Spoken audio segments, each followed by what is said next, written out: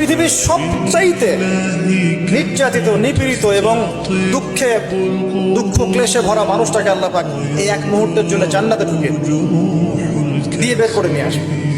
বলবেন যে দুনিয়াতে দুঃখে ছিল, কষ্টে ছিল। এই ব্যক্তি বলবে, আল্লাহ কষ্ট কি জিনিস আমি জানি, কষ্ট কাকে বলে আমি কষ্টের সংজ্ঞাই জানি না। এই ব্যক্তির তাকদিরে কি হবে পরে?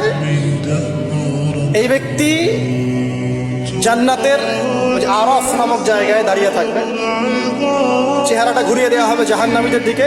সে বলবে যে আল্লাহ চেহারাটা খালি আমাকে জান্নাতের দিকে ঘুরায় দাও, আমি জান্নাতে যেতে চাচ্ছি না, খালি চেহারাটা ঘুরায় দাও, বাস এনাফ।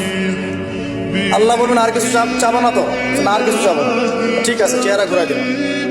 এবার চেহারা জান্নাতের দিকে ঘুরে আসে, জান্নাতের ঘ্রাণ, জান্নাতের নেয়ামতের স্নিগ্ধতা সব পাচ্ছে সে। এবার বলছে আল্লাহ শুধু দরজার কাছে নিয়ে যেয়ে রেখে দাও, ঢুকতে চাবো না।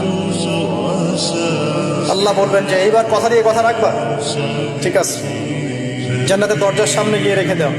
ও বেচারা দরজা ধরে দাঁড়ায় আসছে, চিন্তা করবে, ও ভাববে, ওই সময় সে ভাববে, হাদিসে এত স্পেসিফিকলি আসছে, সে ভাববে আর কিভাবে আল্লাহকে বলবো, আল্লাহ তো এতদূর পর্যন্ত নিয়ে আসলেন। এরপর বলবে যে জাস্ট একটু উকি দিব, আল্লাহ খালি একটু উকি দিব, ঢুকানোর দরকার নেই, খালি উকি দিব। আল্লাহ পাক বলবেন, দেখো আদম সন্তান, তোমরা কিন্তু কথা খুব কম রাখো। আদম সন্তান, তোমরা কথা দিয়ে কথা রাখতে পারো। ওই যে আদম আলাইহিস সালামকে বলা হয়েছিল না, ওয়ালা তাকরাবা হাযিহি শাজারা, তোমরা গাছের কাছে যেও না, তাও তারা গাছের কাছে চলে গেলেন। তোমরা কথা দিয়ে কথা রাখো।